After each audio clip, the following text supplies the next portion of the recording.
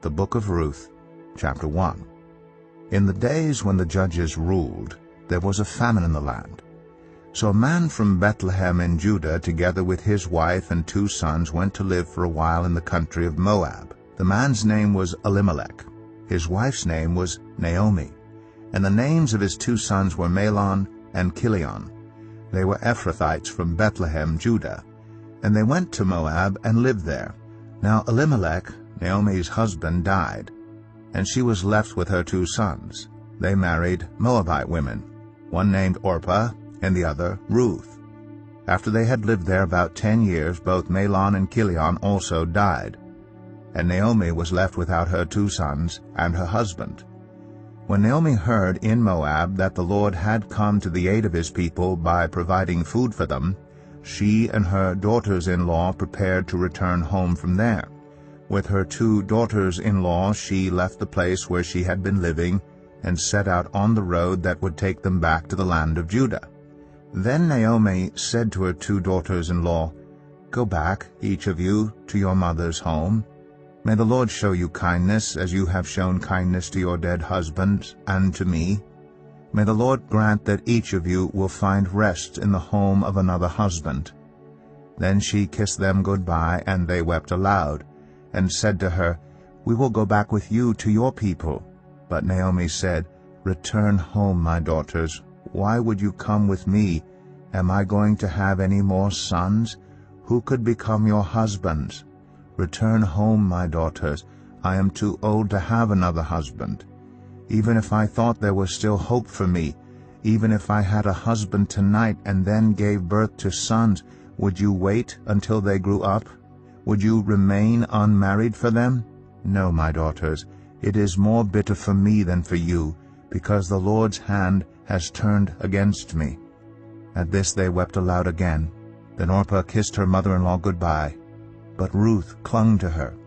"Look," said Naomi, "your sister-in-law is going back to her people and her gods. Go back with her."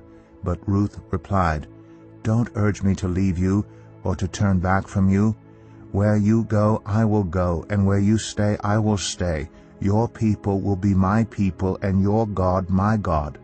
Where you die, I will die, and there I will be buried.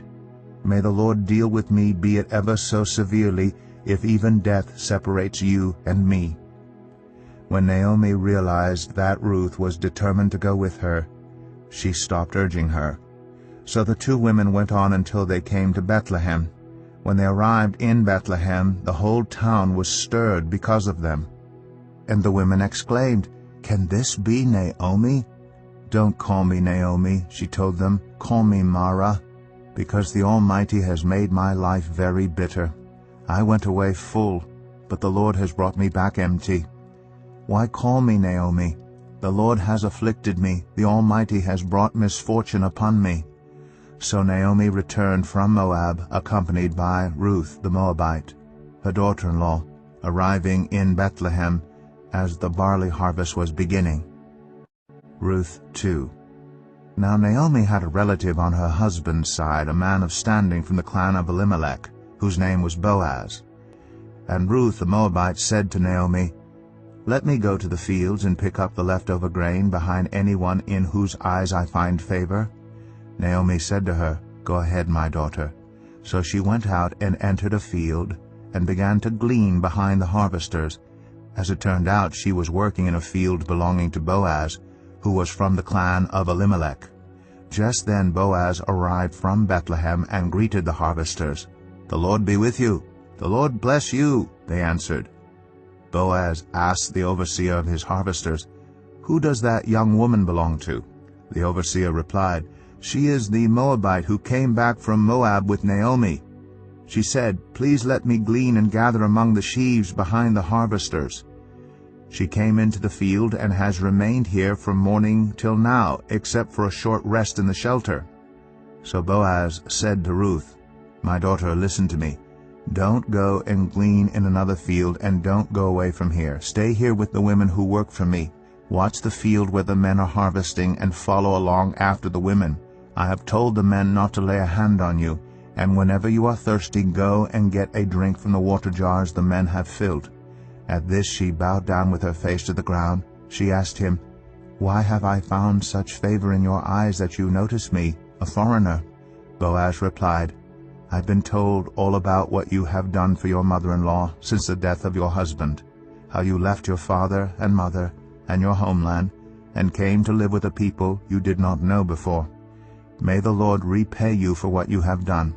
May you be richly rewarded by the Lord, the God of Israel, under whose wings you have come to take refuge."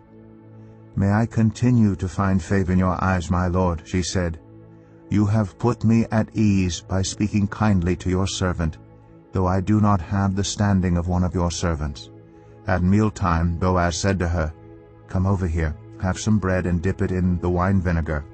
When she sat down with the harvesters, he offered her some roasted grain. She ate all she wanted and had some left over. As she got up to glean, Boaz gave orders to his men, "Let her gather among the sheaves, and don't reprimand her. Even pull out some stalks for her from the bundles and leave them for her to pick up, and don't rebuke her." So Ruth gleaned in the field until evening. Then she threshed the barley she had gathered, and it amounted to about an ephah. She carried it back to town, and her mother-in-law saw how much she had gathered. Ruth also brought out and gave her what she had left over after she had eaten enough. Her mother-in-law asked her, "Where did you glean today? Where did you work? Blessed be the man who took notice of you." Then Ruth told her mother-in-law about the one at whose place she had been working. "The name of the man I worked with today is Boaz," she said. "The Lord bless him," Naomi said to her daughter-in-law. "He has not stopped showing his kindness to the living and the dead." She added, "That man is our close relative. He is one of our guardian redeemers." Then Ruth the Moabite said, "He even said to me, 'Stay with my workers until they finish harvesting all my grain.'" Naomi said to Ruth her daughter-in-law, "It will be good for you, my daughter, to go with the women who work for him, because in someone else's field you might be harmed." So Ruth stayed close to the women of Boaz to glean until the barley and wheat harvests were finished, and she lived with her mother-in-law. Ruth 3. One day Ruth's mother-in-law Naomi said to her, "My daughter, I must find a home for you, where you will be well provided for. Now Boaz, with whose women you have worked, is a relative of ours. Tonight he will be winnowing barley on the threshing floor. Wash, put on perfume, and get dressed in your best clothes. Then go down to the threshing floor, but don't let him know you are there until he has finished eating and drinking. When he lies down, note the place where he is lying. Then go and uncover his feet and lie down. He will tell you what to do." "I will do whatever you say," Ruth answered. So she went down to the threshing floor and did everything her mother-in-law told her to do.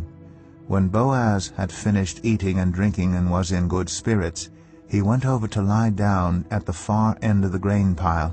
Ruth approached quietly, uncovered his feet, and lay down.